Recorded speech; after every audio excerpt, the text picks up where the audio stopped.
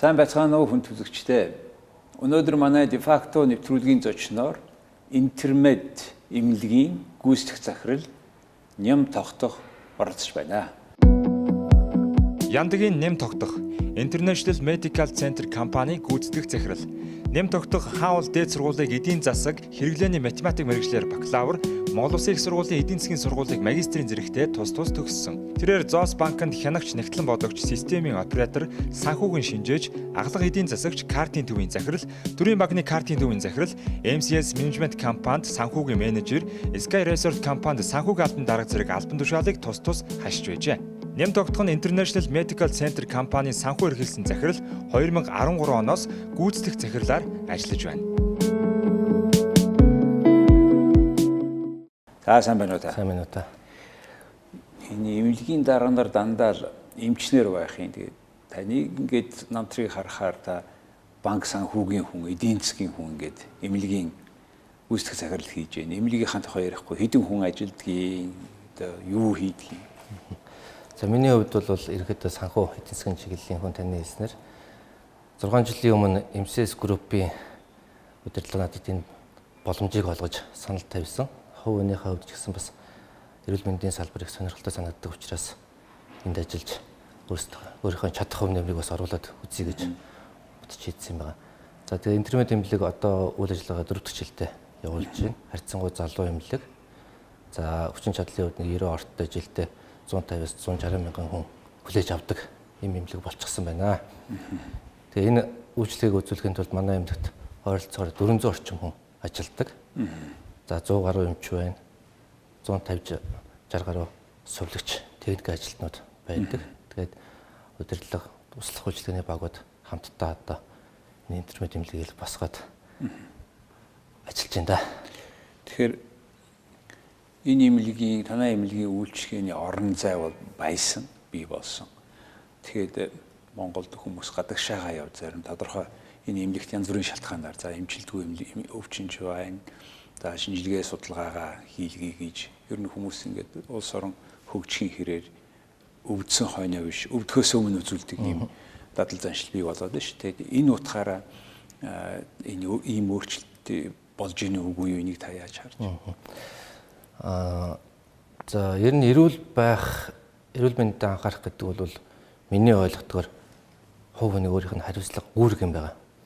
Монгол улсад эрүүл мэндийн мэс заслын хүчнөр, эмчилгэдэх өвчнөр өвчлсөн болвол ядуурлд өртөх эрсдэл нь дэлхийд магадлалаараа дээгүүд ордог орны тоонд орчоод байгаа. Тэгэхээр нэг гэр бүлд одоо мэс заслаар эмчилгэдэх өвчтэй хүн байна гэдэг нь цаад утгаар бол өөр ажил хийх боломжгүй болчихно. За тэр хүнийг бас байнга хар сахиж явах хэрэгтэй болно. Өвчнөө эмчлүүлэхийн тулд тодорхой хэмжээний зардал гаргах шаардлагатай болно. Тэгэхээр хэрвээ ойр дотныхоо ар гэрээ хайрладаг бол хүн өөрөө эрүүл байх шаардлагатай болчихдог. Үүний тулд мэдээж урьдчилан сэргийлэх үзлэгт хамрагдаж явах, эрсдлээ бууруулж явах, за амьдралын хэм маяг спортоор хичээлж явах тийм ойлголтуудыг хүн болгонд тархиндаа суулгах хэрэгтэй болчиход байна. За бид нөө илгэний хавдар илгэний өвчлөлгээд их ярьдаг. Тэр бол манай одоо тэргүүлэх өвчлөлийн нэг чиглэл болчиход байна. Хэрвээ бид нар эрүүл байгаа хүн очиод энэ БЦ вирусын шинжилгээ хийх юм бол $50 төртөгтэй байгаа. Одоо сүүлийн үед бол улс эрүүл мэндийн даатгалаар үнэгүй хийж байна. Эрт үед нь энийг хийж эмчлүүлээгүйгээс гарах үр дагавар нь хамгийн багадаа $50,000 эмчилгээ шаардлагатай болдог. Тэгэхээр 1000 дахин илүү зардлыг ирээдүйд гаргана гэсэн үг.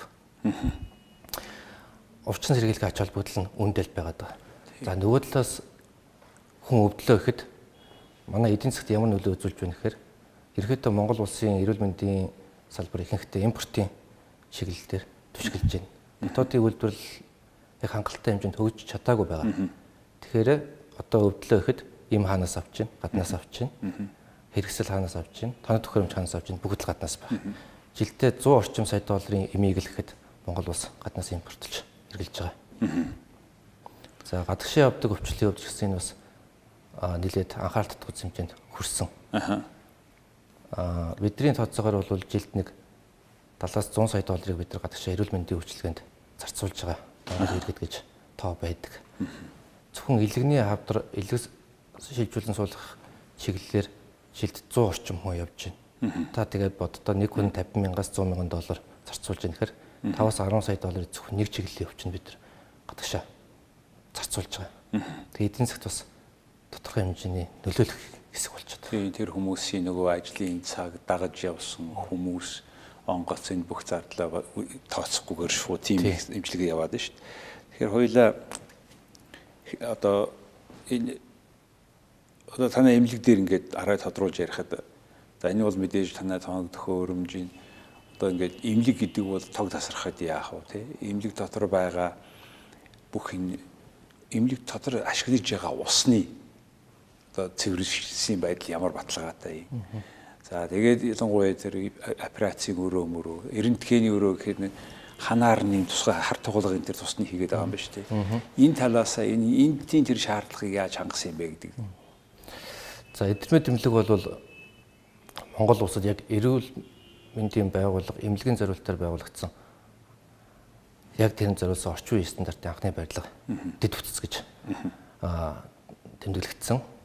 Одоо ч гэсэн ерөнхийдөө яг интернет эмнэлгийн энэ хэмжээнд хийсэн эмнэлэг хараахан гараагүй байна. Ирээдүйд дэлхийд олон эмнэлгүүд бас зорж ажиллаж байгаа. За хамгийн гол нь эмнэлгийн орчинд халдвар хамгааллыг, өвчтөний аюулгүй байдлыг, ажилтны аюулгүй байдлыг яаж хангах юм бэ гэдэг бол эрүүл мэндийн салбарын өнөөгийн үндсэн зорилго болчиход байгаа. Эмнэлэгт орж ирээд нэг өвчнөр орж ирчихэд хоёр дахь өвчин халдварыг авдаггүй байх. Энэ орчныг яаж бүрдүүлэх юм? Эмнэлгийн усын нугаад хоолыг нийтээд хордлого авдаггүй, халдвар авдаггүй нөхцөлийг яаж бүрдүүлэх юм гэдэг асуудал тавигддаг.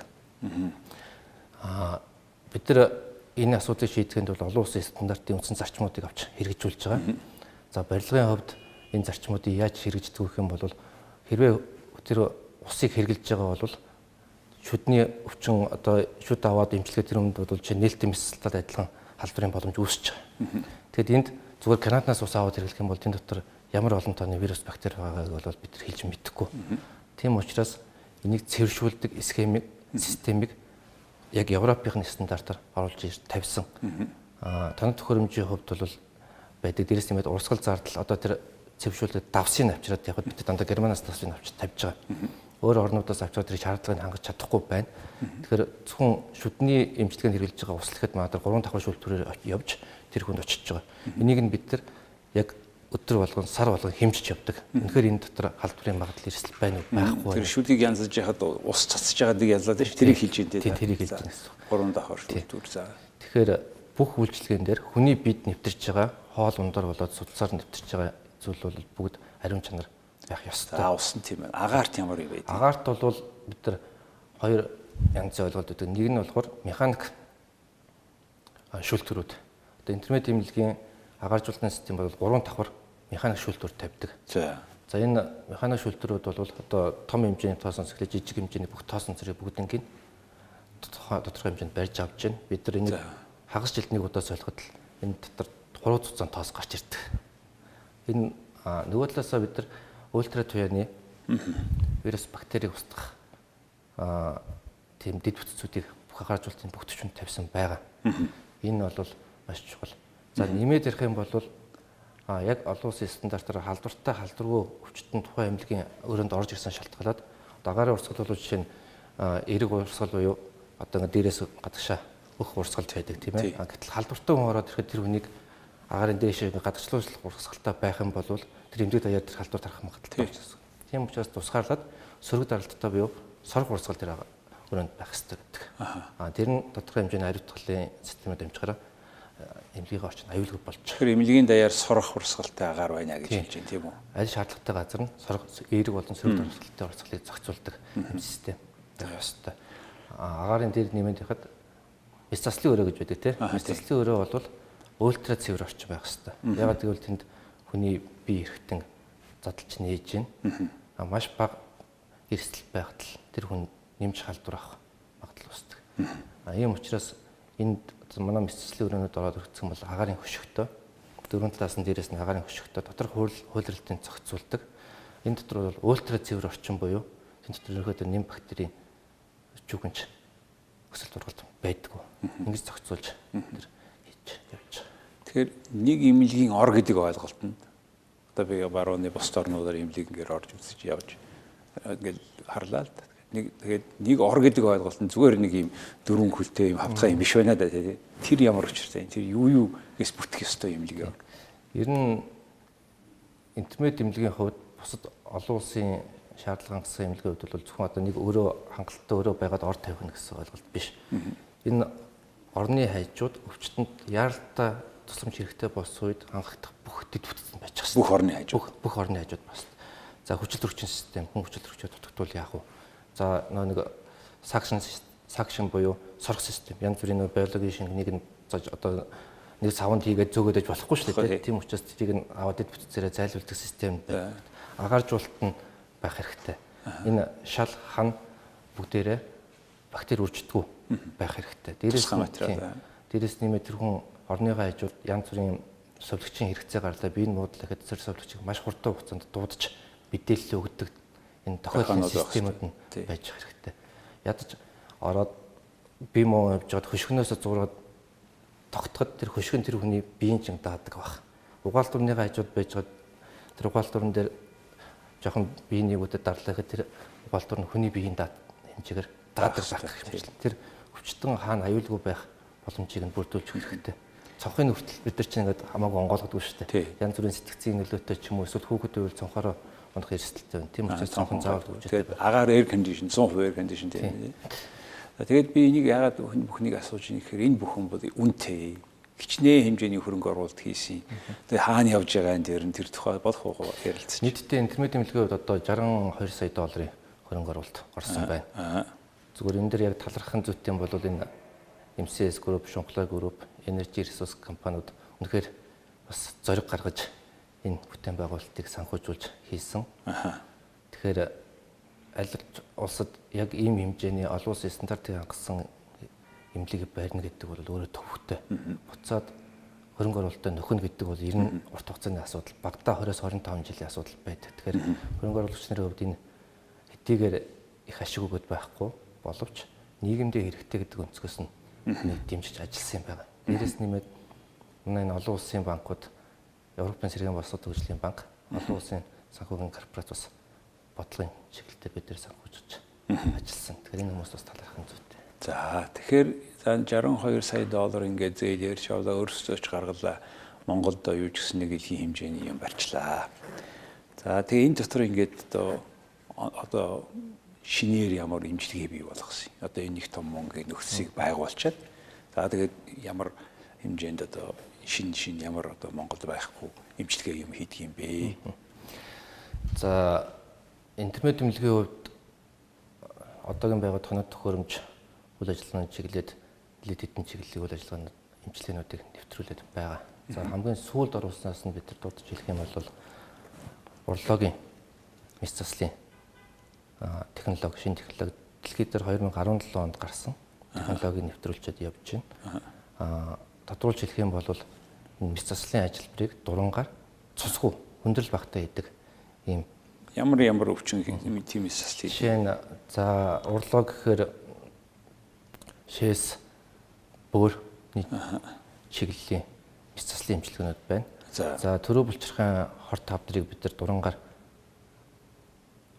эмчилж авчин дурангийн мэс заслын аргаар шийдэж байна. Ерөөсөө тэр хүн 2 өдрийн дотор босоод явж байна.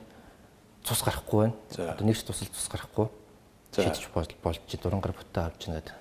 Тэгэхээр энэ бол урд нь жишээ нь Монголд хийгддэг байсан чиглэлийн үйл ажиллагаанууд байна. За яг дээрээс нэмээд хор тавдрын мэс заслын эмчилгээнүүдийг бид нар аль болох өргөн хүрээнд хийх гээд оролдож байна.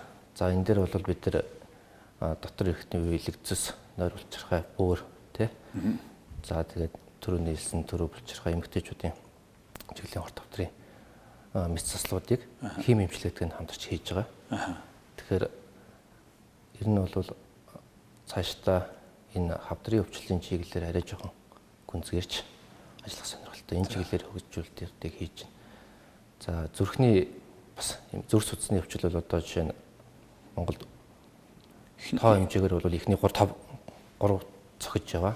За нас уралт дээр бол тэргүүлэх хэмжээнд очижсэн байна. Тэгэхээр энэ чиглэл дээр бид нар хөрөнгө оруулалтуудыг хийж байна. Сайн эмчнэрийн багийг бүрдүүлэх гэж хичээж байна. Жишээ нь зүрхний чиглэлээр бид нар Кубусаас бас анагаахын профессор хэмж авчирсан. Манай Монгол мэргэжнэртэй хамтарч ажиллаж байна. Тэгэхээр хараа энийг том мөнгө хийгээд тодалдаад аваад тоног төхөөрөмж авчлаа. За одоо сая эмч Кубоос авчирсан гэж. Ер нь энэ манай эмч нарын бэлтгэл ямар байдгийг, та нар хаанаас эмч явуудгийг, яаж явуудгийг бодвол тэр үнэтэй тоног төхөөрөмжүүд ашиглахын тулд тэр шиглэлээрээ сурцсан мэдсэн хүн баймаар байна тийм. Энийг яаж шийддэг? За интернет тэмлэгийн хувьд бол мэдээж хэдийлэх хэсэг нь Монгол. Монгол эмчнэр дотор бас гадаадд ажиллаж исэн, гадаадд сурсан эмчнэр нэлээд төлхөө байдаг.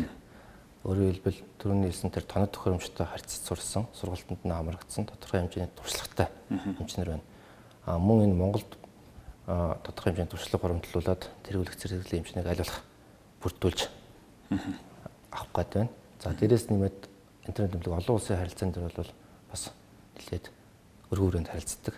Солонгосын эмч, Энэтхийн эмч, за Герман, Франц улсуудаас хятад улсуудаас эмчнэр тогтмол ажиллаж байгаа. Гэхдээ мэдээж энд бол байнга ажиллахгүй тодорхой хэмжээнд ирж ажиллаад манай эмч нартай зөвлөлтөө заазруулах юмнуудыг бид нар өөрсдөө авч үлдээд аттестацлна гэж юм байдаг юм уу Монгол улсад ер нь сертификат гэж. За эмчнэр бол байнга тасралтгүй сурч идэх хүмүүс. Тэгээд тэр эмчигээрээ бас сурсан мэдсэн зүйлээ тодорхой хугацаанд шалгуулж зэргийн шалгалтанд орно, мэргэжлийн шалгалтанд орох тийм систем нь бол тогтчихсон. Танай дээр юм улсын хэмжээнд юм байдаг. Улсын хэмжээнд. Манайх өөрөө бол дотооддоо сувилахын үйлчлэгэндээ бол сувилагч нараа жил болгон энэ аттестацлал хийгддэг өөрийн системтэй явж байгаа. Эмчнэрийн боловсролын хувьд бол би Монгол эмчнэр нэг тийм муу гэхгүй. Энэ нь бол боломжийн хэмжээнд хэрэг боломж бололцоог нь олгодог бол дутаад ах хэрэггүй. Зарим бол илүү гарцсан ч хүмүүс байна. Тэгээд танай эмнэлэгч ингээ ороод одоо ингээ шинжилгээ хийлгэхэд хаана л очно бүгдээрээ компьютер дээрээ тэр бүх мэдээллийг аваад байна л. Энэ дотоос мэдээллийн энэ софтвер байна шүү дээ тий. Үндсэндээ ямар цаасгүйгээр бүх юм явж хаан ч утсан гэсэн явж хамгийн сүүлд хүсвэл бичгээр хийгээд өгөө дараас эдгээр өгч чинь шүү дээ тийм ээ тэр үр дүнгийн. Тэгэхээр энэ эмнэлгийн дотоод энэ програм танайх онцлог програм уу Монголд байд юм уу хэн хийдэг? За яг Монгол улсад цогцсоор наруулсан эмнэлэг гэх юм бол интернет эмнэлэг одоо бас байна. Мэдээллийн эмнэлгийн мэдээллийн систем гэдэг.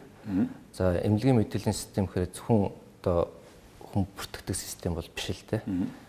Тэгээд цогц систем байгаа. Цогц систем гэхээр нэг системийг дагаад 5-аас 6 дэд систем нийлжиж энэ эмнэлгийн мэдээллийн системийг бий болгодог. За манай эмнэлгийн хувьд заавал тэрний хэлснээр цаас шаардлага байхгүй. Уулан бол эмчнэр бүгд электронгаар үсгтэй. Тэр нь баталгаажаад явж байгаа. Манай эмнэлгийн альч компьютероос заримдаа гэрээсэж байсан тухайн эмнэлгийн мэдээллийн бааз руу хандаад яаралтай тохиолдолд хариуг нь үздэг хүндээ зөвлөгөө өгдөг юм боломж нь үүссэн. Манай одоо дүрс онцлогын эмчнэр бол гэрээсээ тэр хүний зургийг хараад одоо эрдэнэтгийн зураг байна уу, компьютер тамгааруулсан зураг байна уу хараад оншоо тавьдаг ийм системтэй байж байгаа.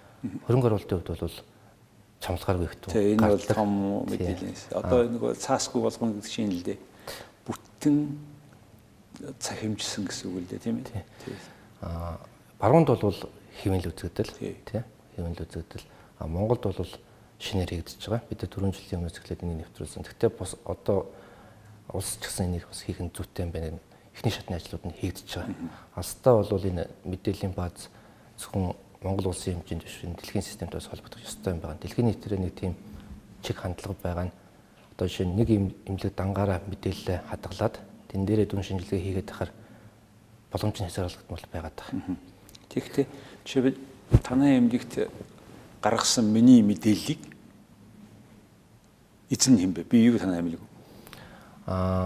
Эмнэлгийн мэдээллийн баазд орсон бол энэ бол эзэмшигч нь хоёр л болчих. Гэхдээ мэдээж эмнэлэг дотор хэрэглэх зорилгоор бол манай эмнэлэг ашиглаж болно. Гадагш нь гарахад бол заавал таны зөвшөөрлөлтөй байх ёстой. Тэгэхгүй бол бид нар одоо таны мэдээллийг хүнд өгөх юм бол би өөрөө авч өчнөө өөр эмнэлэгт үзүүлэх нэг юм аваад очиж бүрэн болно шүү дээ.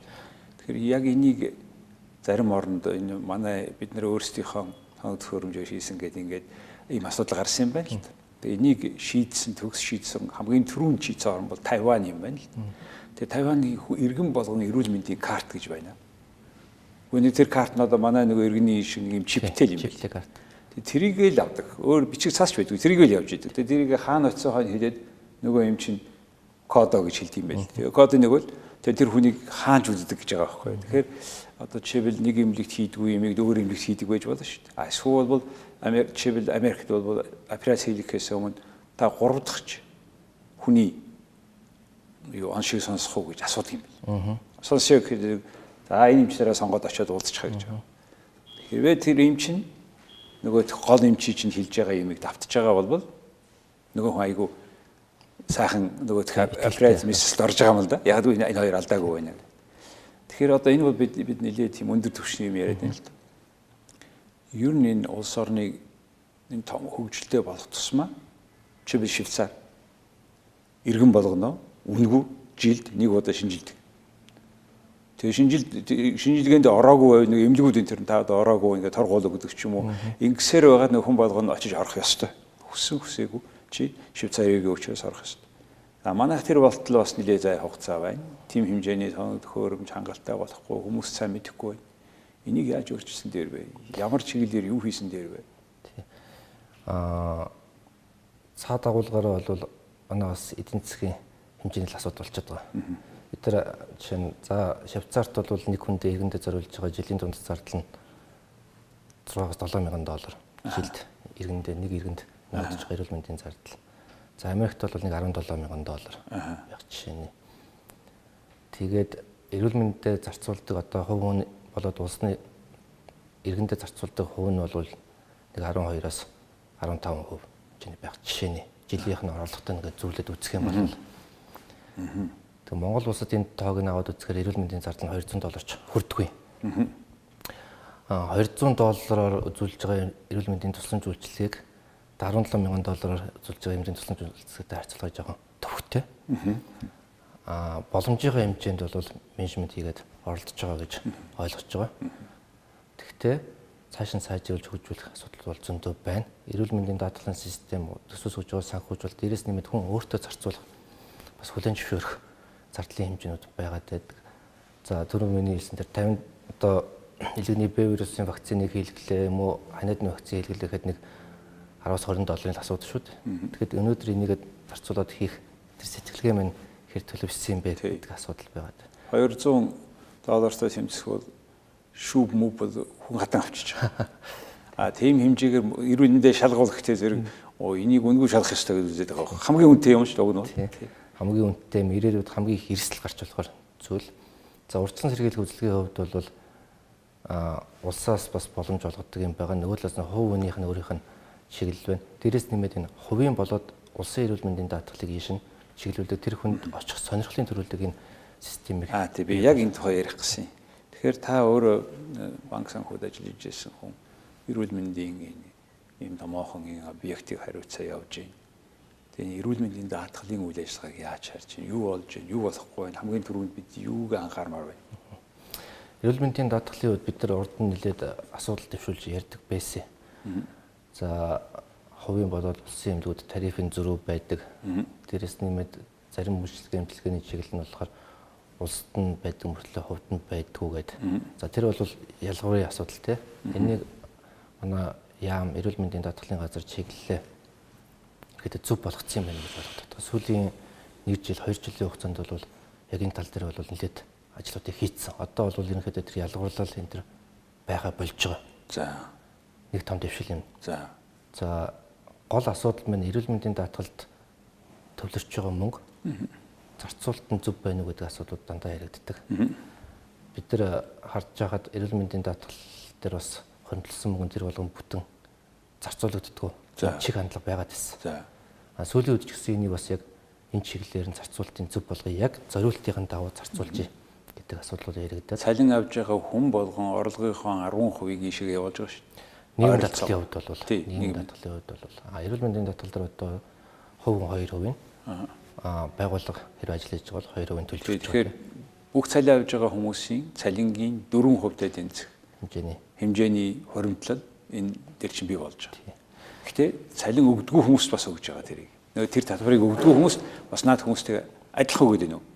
За яг хуу хамгийн бага хэмжээгээр л өгч байгаа. За. Тий, зарим нь бол улс төлж байна. За. Тий, одоо жишээ нь хүүхдүүдийг муу ч юм уу эсвэл нөө малчдыг энэ төр тодорхой хариуцлагыг нь бол улс даагаад байгаа. Гэхдээ энэ хэмжээ минь яг өнөөдөр бидний нөгөө хүсэж байгаа хэмжээнд тэр хүсэж байгаа үйлчлэгээний төвшөнд хүрэх санхүүжүүлэхэд бол нэлээд хол байгааг харагдаж байна. $200 руу ядаж одоо энэ хятадд бол нэг $500 орчим доллар тий $500-аас $800 хооронд. Манай хоёр хөршлөхэд $500-аас $800 хооронд иргэдтэй өгч чадаад байгаа. Гэхдээ эдийн засгийн хувьд бол мэдээж том улсууд л та. Манайхд бол ядаж энэ хоёр дахин өсгөх боломж нь байна уу гэдэг дээр бүх талаас нь ажиллах хэрэгтэй болчиход байна. Ер нь явж явж хамгийн үнэтэй үнс нь юу вэ гэхээр эхлээд эрүүл мэнд, хүний бие нь байна тийм үү? Дараа нь одоо хоол ундгээл тий.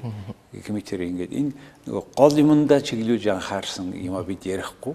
4-5 дахь юм дээр гол улс орондоо яраач ярих юм. Тэгээд нөгөөх нь энэ шиг орохгүй энэ хэв дээр нь яриад ус төржөө тэгэл баахал. Тэгээд ер нь бол гадагшаага явж байгаа хүний тоо ямар хандлагатай вэ? Нэмсч эрүүл мэндээр явж байгаа. Багасч гин үү? Танайх шиг одоо өшөө танайхаас гадна гранд мед гэж байна тийм ээ. Хувийн юм томоохон хэмжээний имэлгүүд. Ер нь 2-3 байгаа. Тэгээд эдгээр чинь одоо энэ гадагшаага явж байгаа урсгалыг зогсоох талд нь ямар хөө асуудал байна? Юун дээр голдуу яваад байна? За гадагшаа явж байгаа чиглэл бол мэдгэцүүц бурч. Мэдгэцүүц бурч.